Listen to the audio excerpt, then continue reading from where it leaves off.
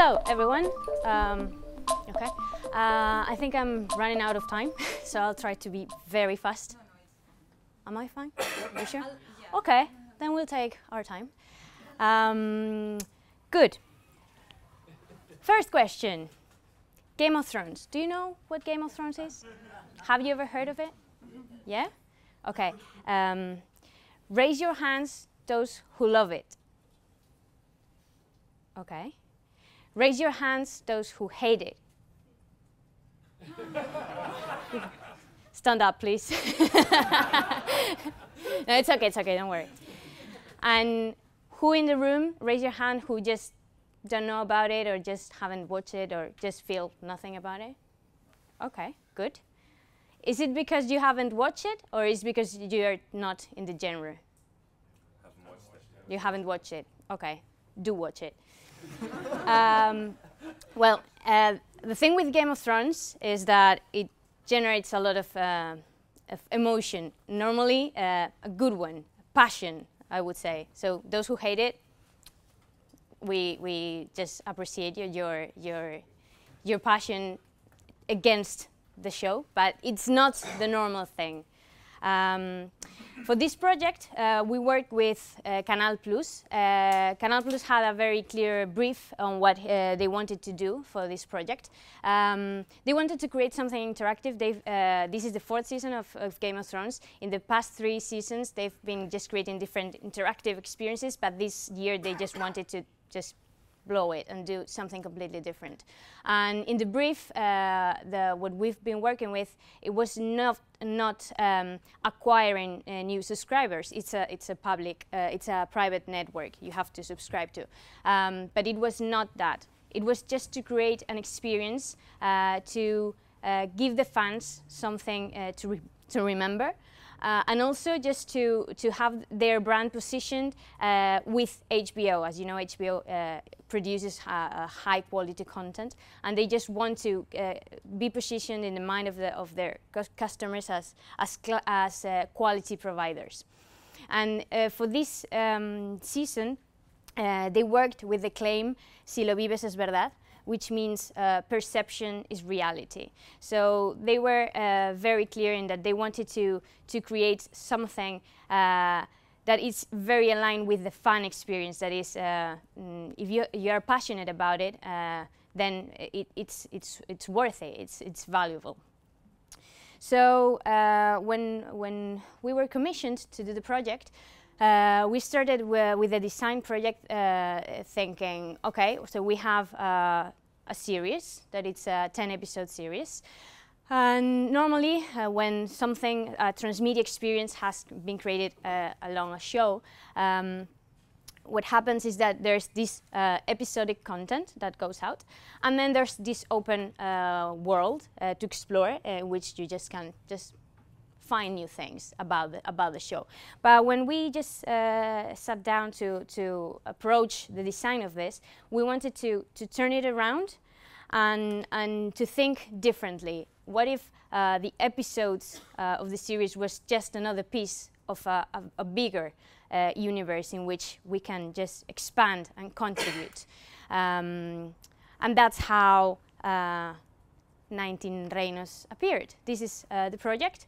It means 19 realms, and it's based on the 19 autonomous communities of Spain. The project had many different elements that consisted of social media, a website, TV shows, live events, a web series of 5 episodes, and on some online events, which I'm going to explain a little better. But I want you to watch a video that is an overview of the project. Oh.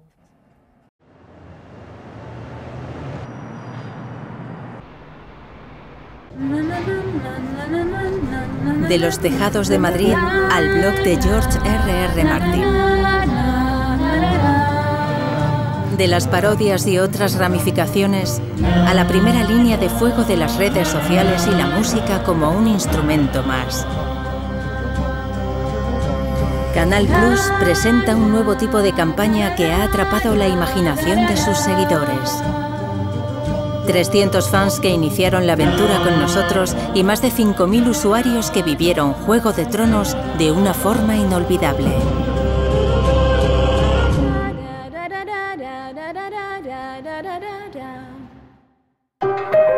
Lástima que no hayan sabido representarme en todo mi esplendor. Una aventura que continúa creciendo. Salvaje conocido como él. Se busca al nuevo rey de los Ándalos y los primeros hombres. CANAL Plus presenta 19 reinos. Una experiencia transmedia basada en el universo de Juego de Tronos. Creo que para que una webserie funcione, tiene que hablarle a una comunidad de algo muy específico. Con un salvaje entrenador en formato webserie. Una aparición entre más de 300 fans. Una plaza donde recibir pistas. Socios para crecer. Batallas en Twitter. Una programación especial en televisión. Queríamos brindar a los fans, queremos ponerles en el centro para que ellos puedan vivir de primera mano lo que es estar dentro del universo Juego de Tronos. Mi señor. Está de buen humor. Co-creación por parte de los usuarios. Tasa de interactividad en Facebook superior al 22%. Batman impartiendo justicia. Y además, los Stark dominando España. ¡Conquistaremos Sevilla! Y finalmente, la coronación del nuevo rey.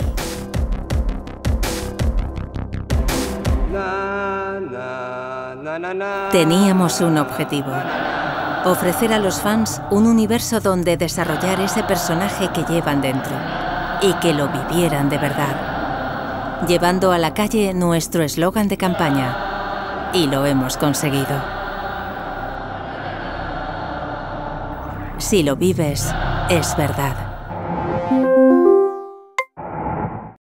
So, this was the project, not a small one. So Conductor, the role that it played in the whole experience, it was orchestrating the whole thing. It was the audience database, the content database, the data log, the game logic. It was orchestrating all the communications on social media, telephone networks, and it was we had an interface that was built on Raconteur, which is something that you can check out later on the desk there. But it's an interactive interface tool. And Raconteur was taking all the data from Conductor to make all the experience visible on a website. I'm going to tell you a little bit about the project itself and the process in different areas. First, we had quite a reduced team for the size of the project. From CANAL Plus, there were 5 people. A project leader, management and production, social media strategy, communications and events, and graphic design, and our Game of Thrones little freak nerd that was supervising that everything was in keeping with the universe.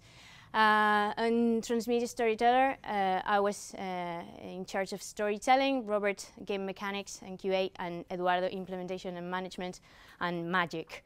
And Raconteur, we had Greg as a project leader, and we have Gilles that was the interface developer. So it was 10 people. More people were involved, obviously, for little things, but these were like the core team. So you get an understanding of how this all developed. We started the conversation with CANAL Plus in December, last December. It took like 2 months to get the proposal approved. It was coming back and forth and just agreeing in all the terms. And a week later, after the proposal got approved, we just went there and did the 300 fans thing. So we more or less knew what we wanted to do, of course, because we've been working with the proposal for 1.5 months. But it had to become live very, very, very fast. So on the 22nd we had this the performance in which we presented the character. And the 17th of March we shoot the web series. It was a 5-episode web series. It was like 4 or 5 minutes each episode, and it was 2 days of shooting. And finally on the 7th of April it was the official launch of the 4th season of Game of Thrones, and that's when the whole experience, our experience started. So you get a little understanding of how this was developed. Everything started on that 22nd of February with the performance. This was a theatrical event, and that kicked off a discovery stage in the online experience, in which the participants could start to talk with characters, to start to be rewarded for some behaviors.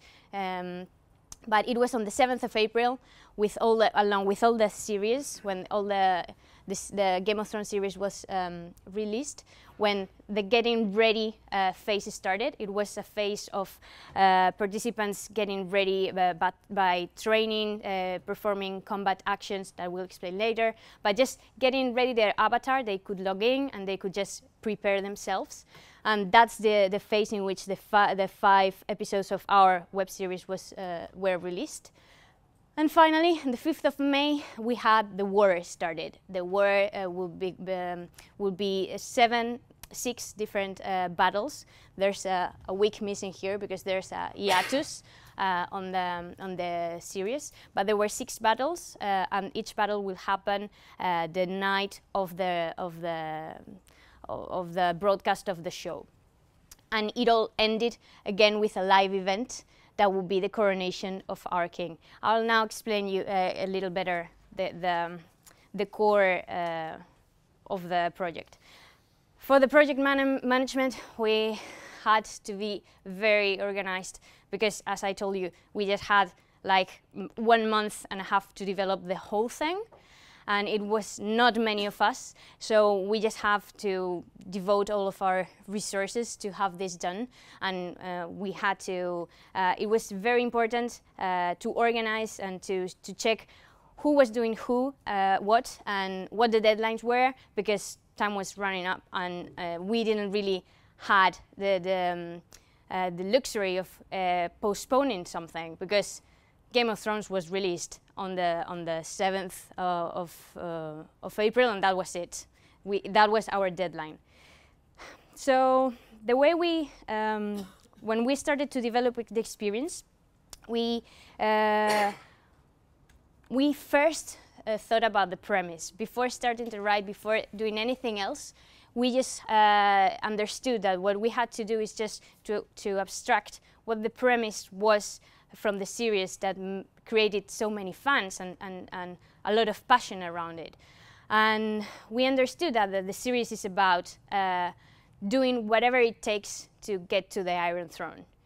And that's exactly what we just distilled and tried to take as the soul of the project. What if you could do whatever it's in your hands to sit on the Iron Throne? And starting from that idea, that's how the 19 Realms concept appeared.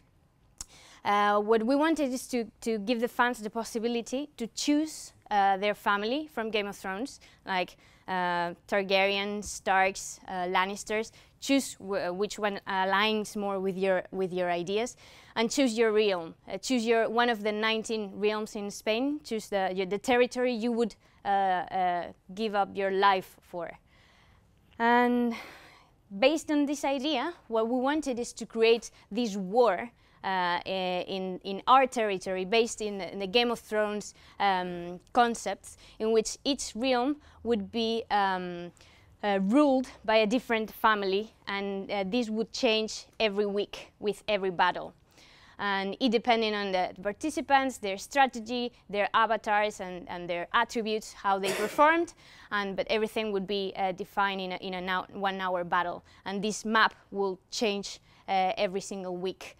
So we would see who's the most important or strong ruler of Spain. And inside of each different realm, we would have a different ruler, and we will have an overview of how many people have chosen different families. So in this simple idea of fighting and choosing a realm and family, we started to craft some game mechanics that would be interesting for the participants to be a part of. But it was not only a strategy game. We had to build a story around all this that would wrap up all the game mechanics. For the story, we had to consider the world building. We were going to build something on an intellectual property that we didn't own and that we didn't really could interfere with. We have no idea of what was going to happen on the 4th season of Game of Thrones. So that was dangerous. We couldn't really use characters that could be killed when we were using it. So we also wanted to bring Game of Thrones to Spain. So we had to create this hinged territory in which it would be believable that Game of Thrones and contemporary Spain were merged, were overlaying. In this territory, the aesthetics would see. We could see the streets of Madrid and characters from Game of Thrones running. These were the spots. On the web series, we would choose our characters. They would talk as Game of Thrones. They would dress as Game of Thrones, but the settings would be a post-apocalyptic Madrid. Train rails, which would never appear in Game of Thrones, obviously. But we had to create this territory in which these two worlds could merge, and that would be the territory to give to our fans. And for this story, it also helped to create location touchpoints. This would link to the online experience, and this will not be real locations, but we wanted to give an entity to these online platforms, a different quality. So we would have our website built on Raconteur. That would be the fort, and the language there would be like a fort. Then we had the town square. That would be the Facebook page, and that's where the conversation was held, and the language was different there. Then we had a Twitter handle, 19 Reinos. That was the battlefield. You just go there to battle, just to write your comments and to just execute your game mechanics, as you will see later. And this helped to create this sense of a territory in which all the participants could just join. And this location touchpoints idea helped us to also integrate brands. And that's how we integrated different brands, different partners for CANAL Plus that wanted to join the experience. These were Club Cultura, is a culture portal. Mary Station, it's a video gaming portal. And Gigamesh, they are the publishers of Game of Thrones in Spain. And they wanted to join the experience somehow. And we found that the most organic way of doing this was to also give them a different location, to also give them a different language. So Club Cultura was the forest, in which you will find different coins. Mary Station would be the brothel, in which we had a very interesting character that was the owner of the brothel, and they would just talk every week and develop their own stories.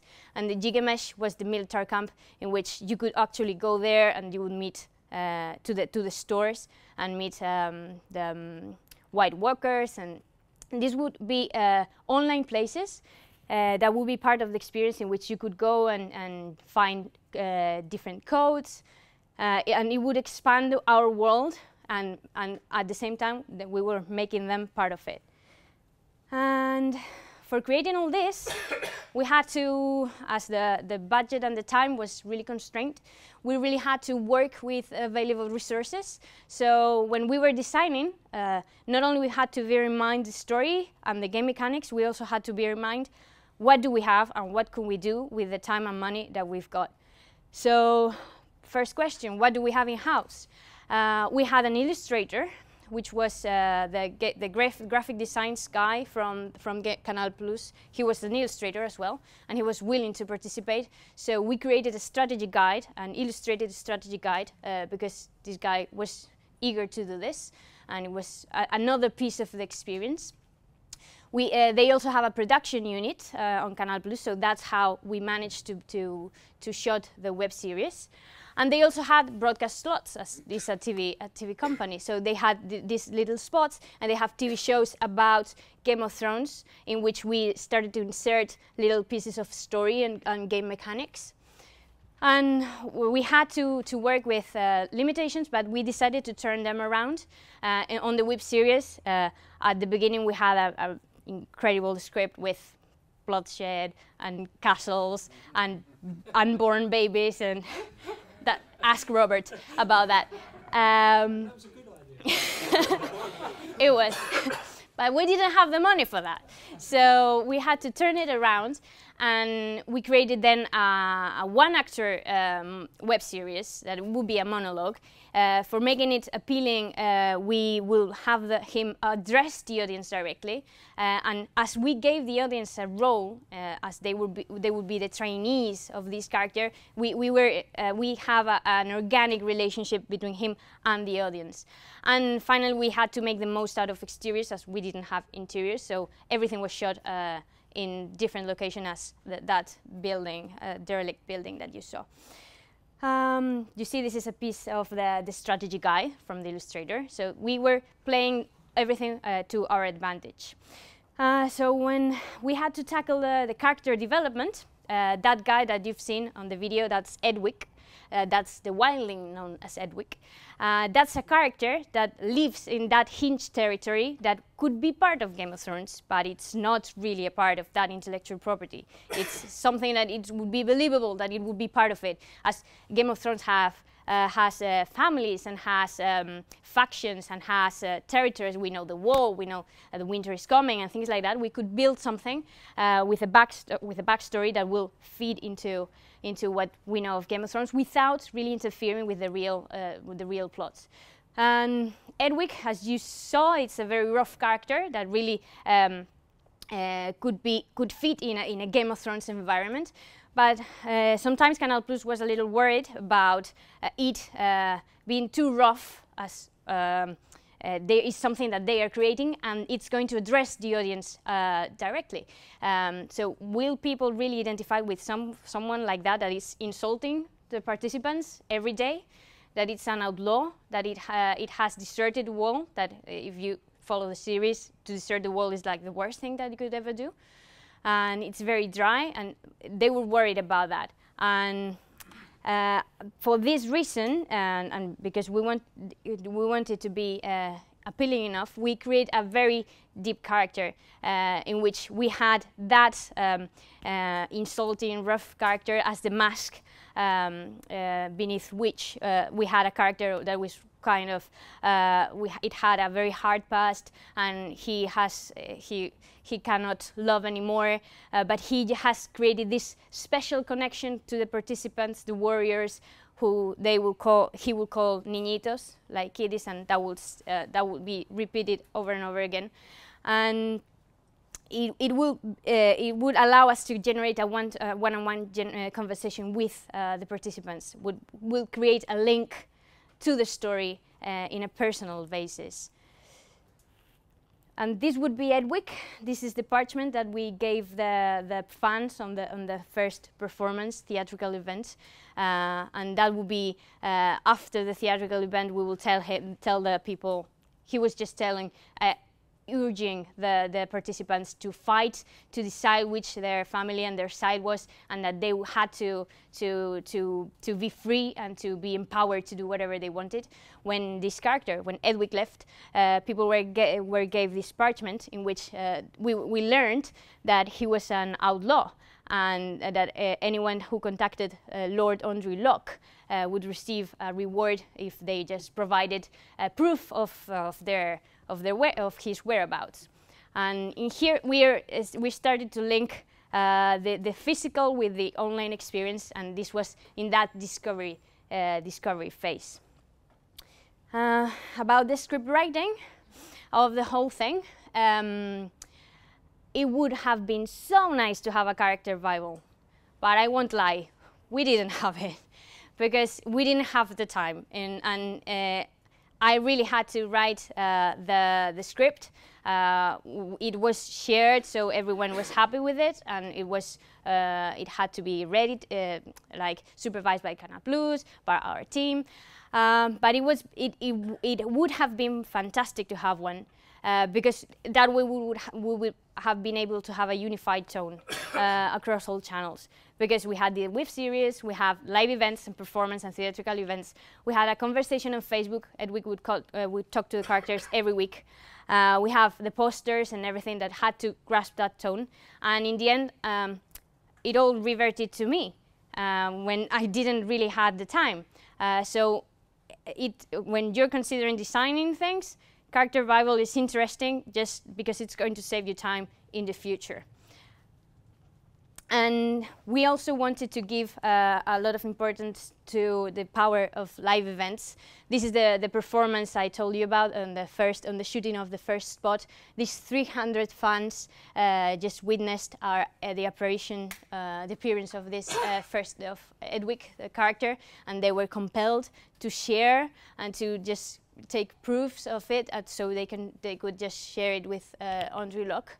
And as it all began with a live event, we wanted to end the whole thing at the end with a live event that was Callao Square, the day of the coronation, and that's Edwig again. So we started and finished the event with the same character, so it's all wrapped up by the story, and that's our winner, and that's the winner of our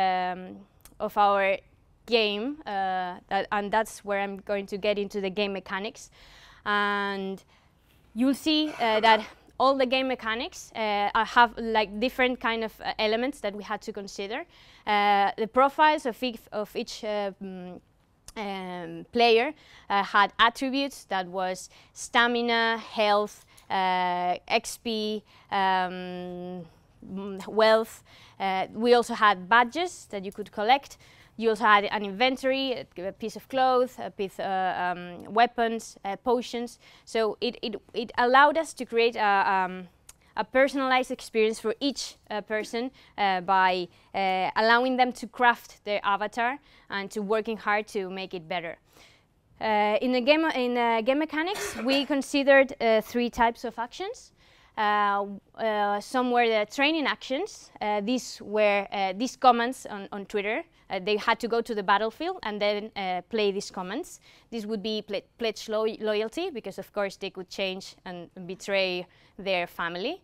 They could move realm. They could also betray their realm. They could buy potions. And the goal of these actions were to get familiarized with the universe and to improve their persona inside experience. Then we decided to have the combat actions. These would be the one-on-one actions between the players. They were able to attack, seduce, betray, and give coin each other. And the goal of these actions were to generate conversation and, of course, involve third parties and just allow them to play among themselves. And finally, the war actions that took place on the last bit of the experience when the battles happened. And the action was to attack a realm. And for 1 hour a week, they were allowed to just attack another territory in order to defeat that family and to conquer it. And the goal of these actions were to organize a strategy, to create this sense of community and allow them to interact to a greater level. So this would be 5. Oh my God! So this would be how the Twitter feed would look like. All the comments on Twitter. We had potions, special items. On the game mechanics, it's interesting to see how we were working with pacing. We had to think about the popularity of the houses, because obviously everyone was going to choose Stark or Targaryen. So we had to think about the popularity of the houses, and then also think about how we were going to pace special items depending on the popularity of the houses, because the special items were linked to the house you belong to. So it was important to think about pacing when designing the game mechanics. But we also had to think about the levels of engagement. Obviously, we wanted to create this, as you see, it's a very engaging game mechanics, but we also wanted to allow this casual player to also be able to interact. And for that, we thought about the command attack 1 hour a week to the realm. If you just don't care about your avatar, that's fine. You just go and attack the realm you hate the most, and that's it. But in here, we had to consider these different types of engagement. For that, we also used the badges. We had different types of badges. They would be the loyalty badges that will reward frequent players, but they were not necessarily very active, but they were just there. They were loyal, like making some Facebook comments from time to time. And we also had the courage badges, and in this, these were crafted for really active players. And as you see, we had many more. But they were tracking different kinds of behavior, and depending on the behavior of the user, we'll reward one or another. But in this case, we were actually paying attention to the type of player. I don't know if you know this chart, but there are like 4 types of players: the killers, the explorers, the socializers, and the achievers. So each type of player enjoys different parts of gaming. And we had to think about this when we were creating the badges. So everyone would be rewarded by their behavior within the experience. And we also had to bear in mind for the mechanics to how to blend the story and the game mechanics. So we go back to the families, and whenever they enroll a family, they had health, stamina, strength, and wealth. And we had to balance this in a way that it really matched the story of Game of Thrones. Obviously, the Lannisters would be the most wealthy participants. Starks would be the most strong. The Targaryen, the healthier. So we had to always relate the story with the game mechanics. And we also had to think about channeling behaviors. What behaviors do we want to reward? Which ones we don't? Those who generate conversations, okay, and those who are can generate spam conversations and just people just tweeting, we will not reward that. And this had a lot of work because we had to balance all the time and change and tweak figures. But there was like an idea of economy, and the law of conservation that we were just applying is that you couldn't really remove some points from the cost without really putting that in wealth. So it was a balance in the economy that we had to be very careful of, and we were really having to tweak and refine every single time. And we also had to be reactive.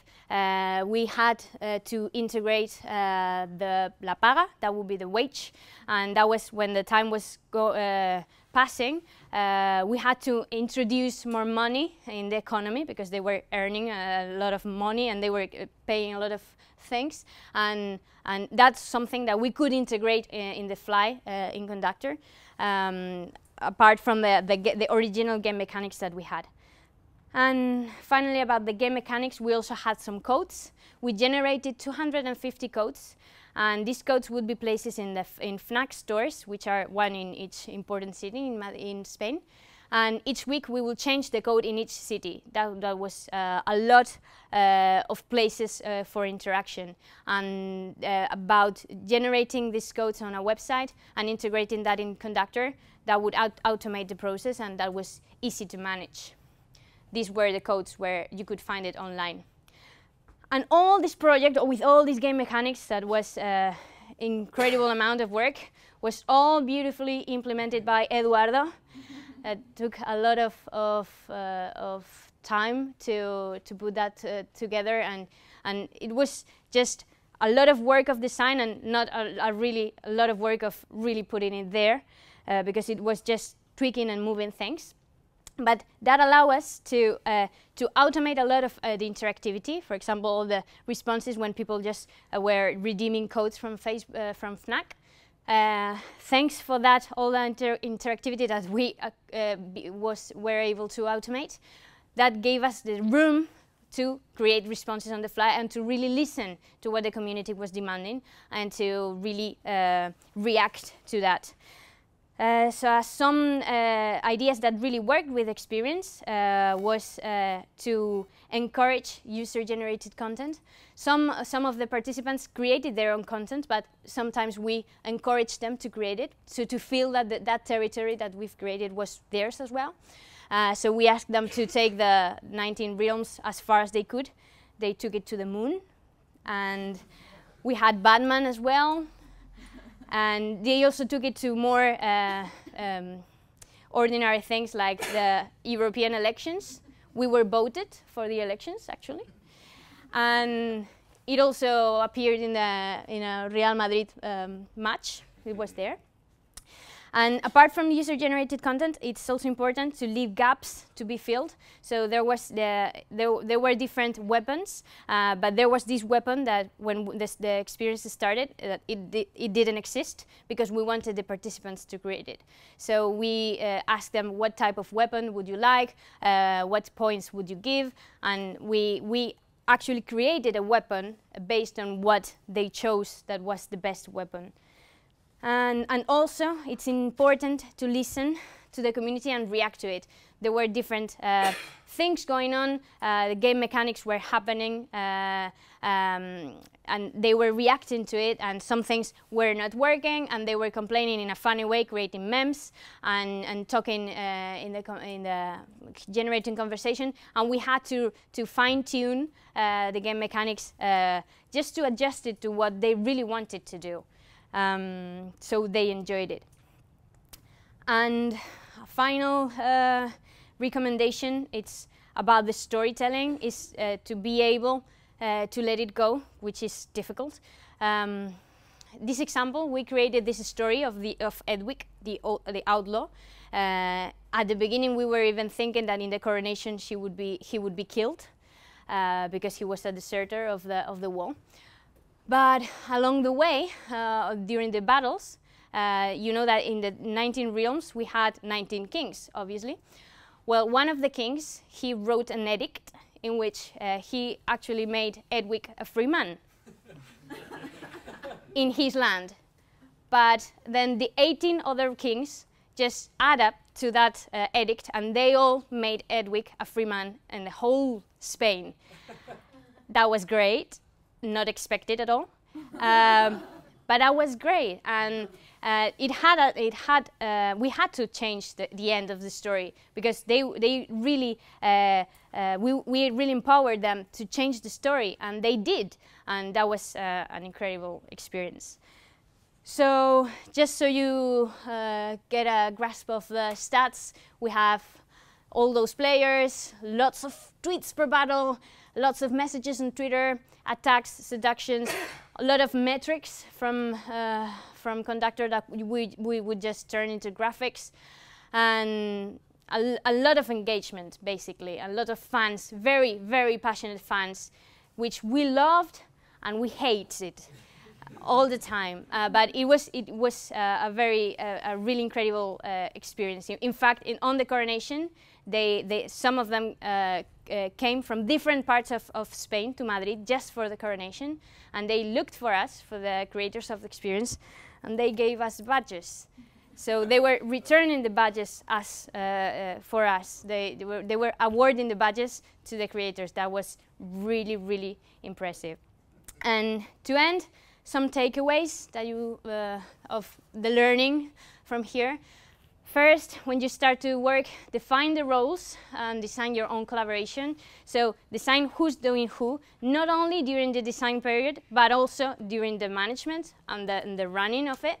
That's where all the confusion about who's doing who may arise. And also be open to different types of collaboration. Maybe with some partner you would collaborate with using different tools. They are not very on Skype, but you can use email. So I think that the mechanics of collaboration has to be built for each project. I think there are methods that you can follow, but you have to be flexible and open to listen to what the team is requiring and just to craft the collaboration itself.